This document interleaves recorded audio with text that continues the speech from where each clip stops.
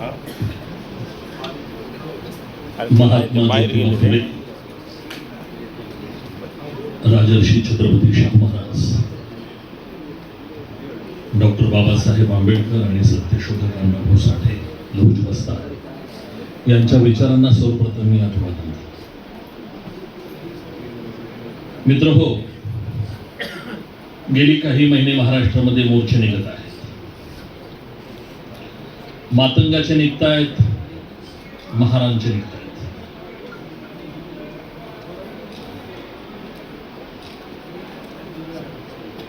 मी एवढंच सांगेन, कोणत्याही विषयावर जेवढा मोर्चा महत्वाचा असतो तेवढीच चर्चा सुद्धा महत्वाची असते.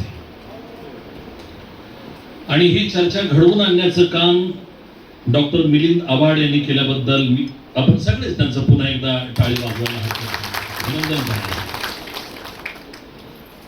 या चर्चेचं वेगळं पण हे आहे की भारतातील एका अतिशय महत्वाच्या राज्याच्या राज्यपालांच्या हस्ते याचं उद्घाटन झालं. हे सुद्धा या आजच्या चर्चेचं वेगळं आहे.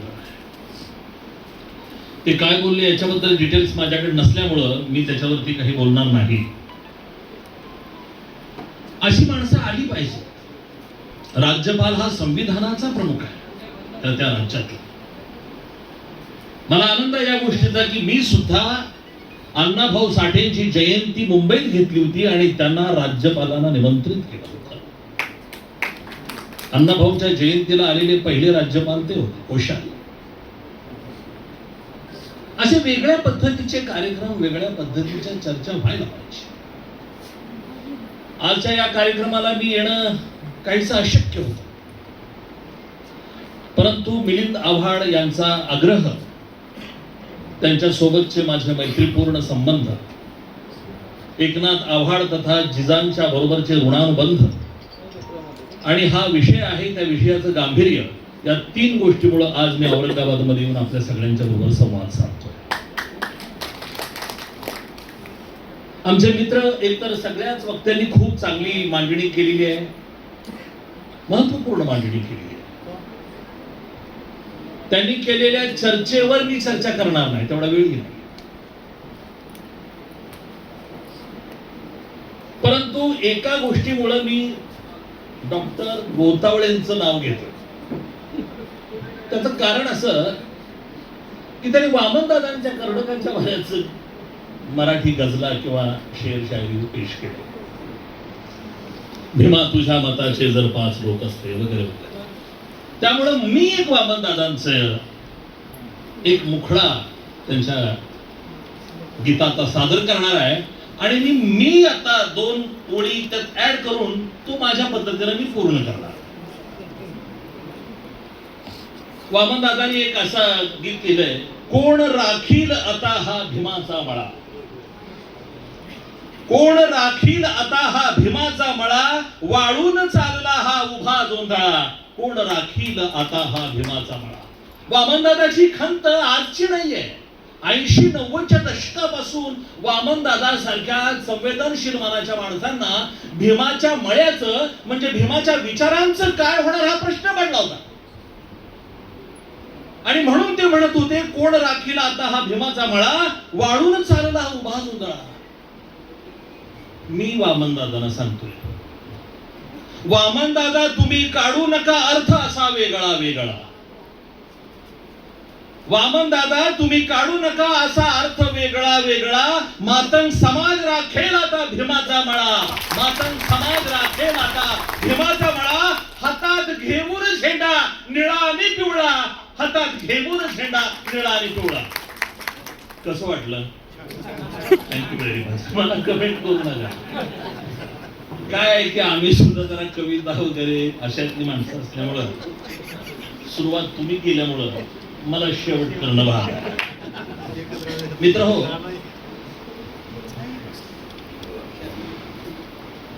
अनुसूचित जाती आरक्षण उपवर्गीकरण चळवळीचा आकलन तथा understanding the scheduled caste reservation sub classification movement असा आपला विषय आहे. मला आनंद आहे की या चर्चेमध्ये महाराष्ट्रात आणि देशातील एक आरक्षण चळवळीचे अभ्यासक सन्माननीय डॉक्टर वाघमारे सर इथे उपस्थित आहे. त्यांचं नाव घेण्याचं कारण असं की कोल्हापूरला मी आरक्षणाच्या प्रश्नावर जी गोलमेज परिषद घेतली होती, त्या गोलमेज परिषदेचे ते अध्यक्ष होते आणि आज ते पुन्हा इथं आहेत. त्यांना बघून सुद्धा मला बरं वाटलं, कारण ते चांगले दिसत आहेत.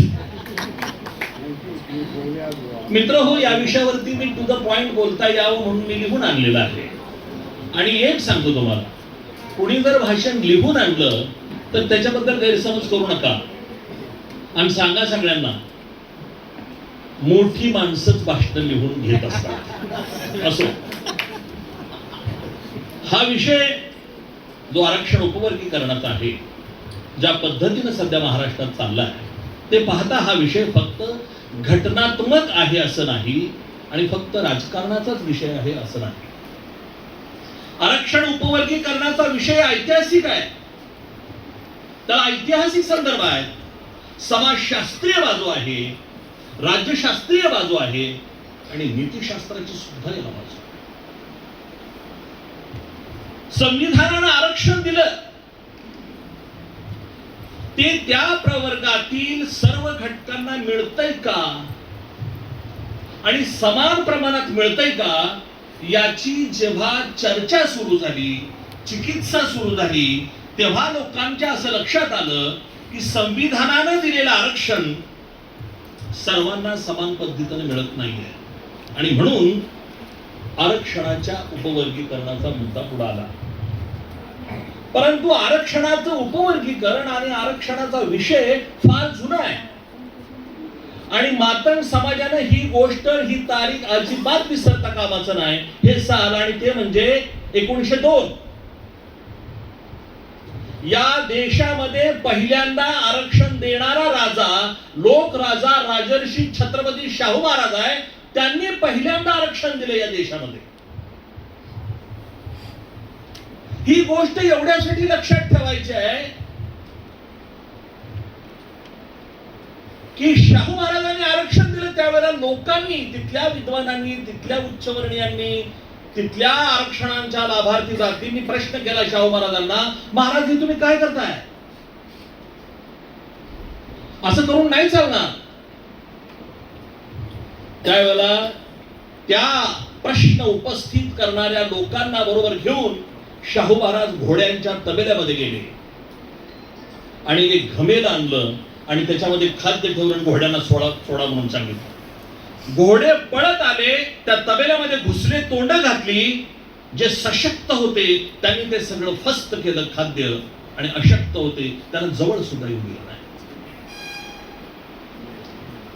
दुसऱ्या दिवशी पुन्हा छत्रपती शाहू महाराजांनी अभ्यंकर या नावानं हा प्रश्न यांनी उपस्थित केला होता. प्रश्न त्यांना बरोबर घेऊन गेले, म्हणजे 2 घमेल्यामध्ये खाद्य घ्या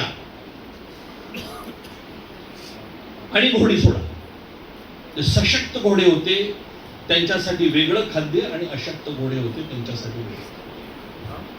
एक काळ मला आठवतोय, मी विद्यार्थी असल्यापासून महार समाजाचे लोक चळवळीमध्ये भाषण करताना या घोड्यांची गोष्ट नेहमी सांगायची आणि शाहू महाराजांचं समर्थन करायचे. त्यांना असं म्हणायचं होतं की महार अशक्त असल्यामुळं शाहू महाराजांचा सिद्धांत बरोबर आहे आणि शाहू महाराजांचा सिद्धांत बरोबरच आहे. पण आज मात्र महार समाजाचे लोक शाहू महाराजांची ही गोष्ट विसरलेली आहे. सशक्त घोडे आणि अशक्त घोड्याचं ते नावच काढत नाही, कारण ते आता घोडे राहिलेले नाहीत. ते आता मी काही बोलणार नाही, मी असं वाईट बोलत नसतो, माझा तो स्वभाव नाहीये.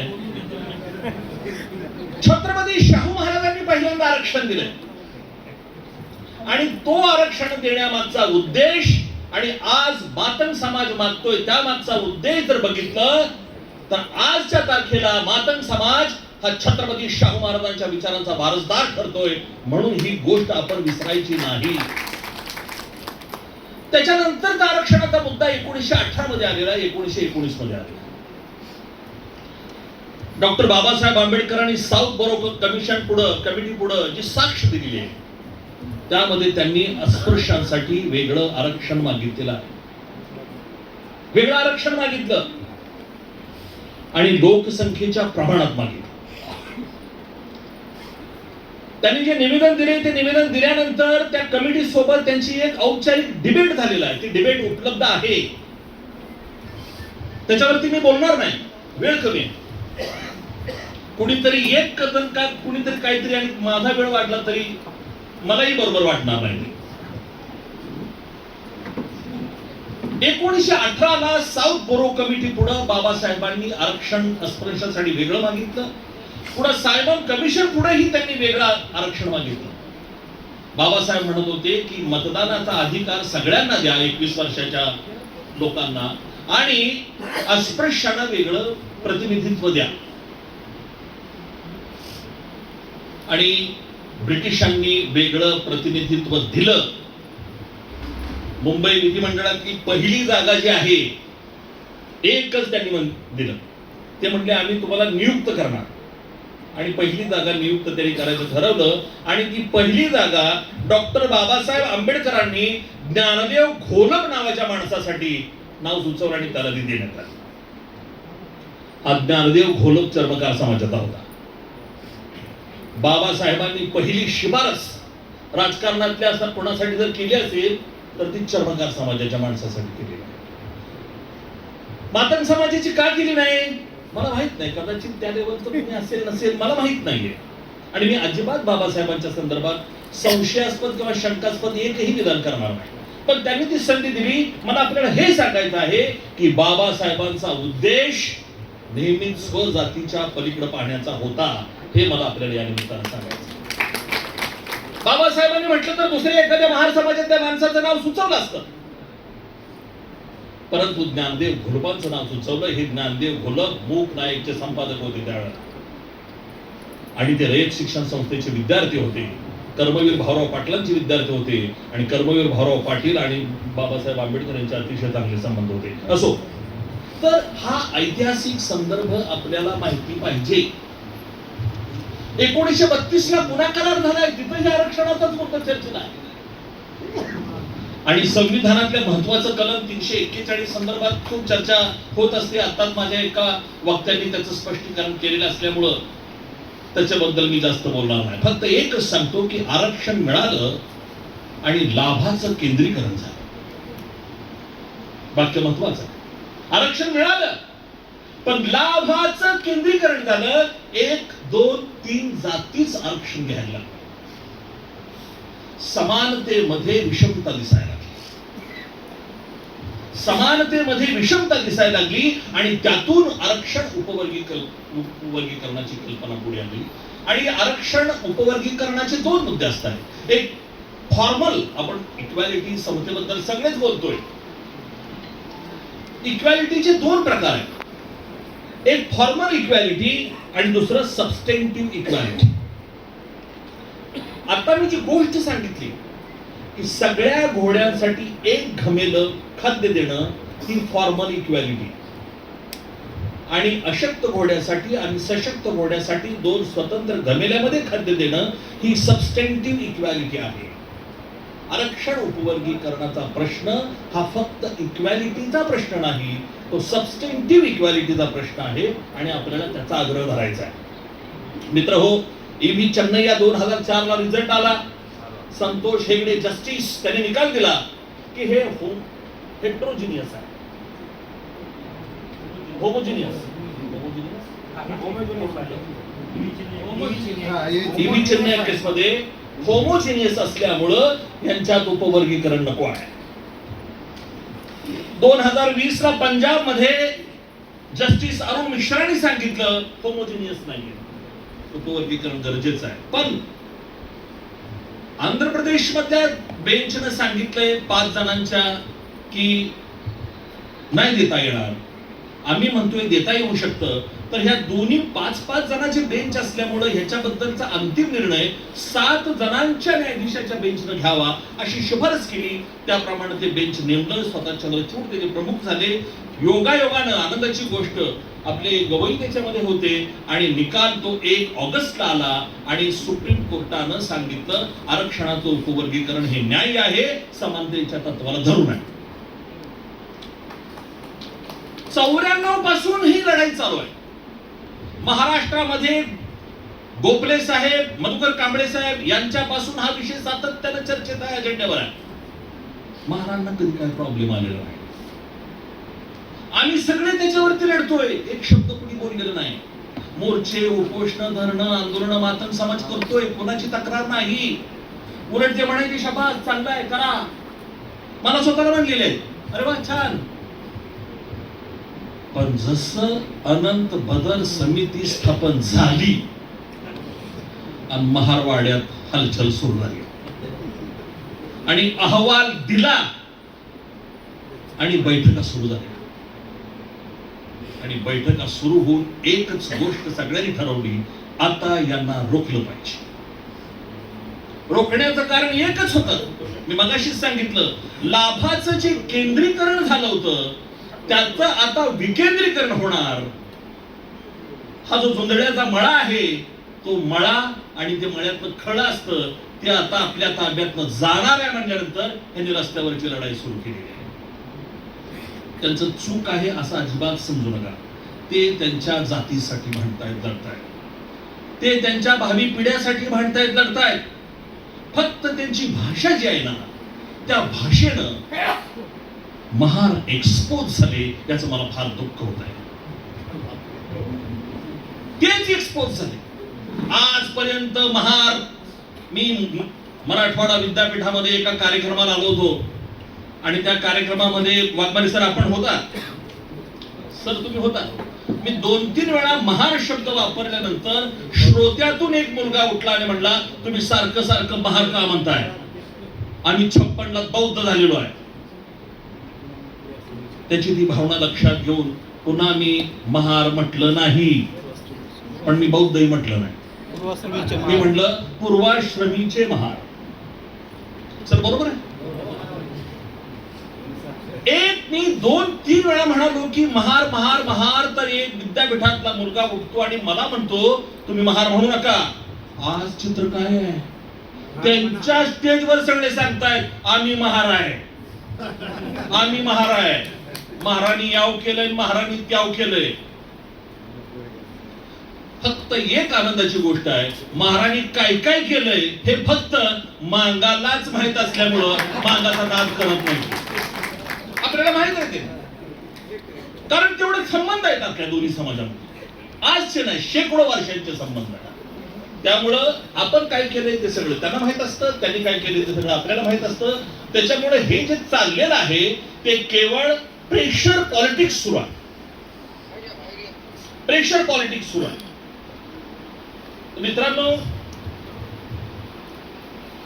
या निमित्तानं ज्या चळवळी सुरू झालेल्या आहेत, खूप खूप चांगली सगळ्यांनी मांडणी केलेली आहे. मी शेवटालाच येतोय. आपण जी भाषण करतोय मोर्चा, मी मोर्चात येणं झालो. मी 1-2 मोर्चाला जाऊ शकलो नाही. मी नंतर बघितलं इतकी चढाओढ चाललेली आहे भाषण करायला, मला समजणं झालं. ईर्ष्या, कुठूनही जाऊन तोंड दिसलंच पाहिजे, मधून भयानक ईर्ष्या. परेशान झालो मी. आणि मी असा स्वभावानं आहे की मी जर समजा गेलो आणि मला जर कोण म्हटलं जरा बाजूला सरा, मला लय वाईट वाटेल म्हणून मी जाईनच जा. अहो 10-20 वर्ष आणि मग भूता वाईट म्हणते, वाईट म्हणते. हो. तुम्हाला सांगतो की आम्ही सगळी चळवळीत काम करणारी माणसं आहे. आम्ही सगळे माग आहे. आणि ज्यांनी 1.5-2 महिन्यापासून पाठिंबा दिला, आमचा पाठिंबा आरक्षणाला, ती सगळी लोक आहे. मी नावं घेण्याची गरज नाहीये. ती पुढे आली त्याच्याबद्दल मला वाईट वाटत नाहीये. परंतु जी स्टेजवरती जी मांडणी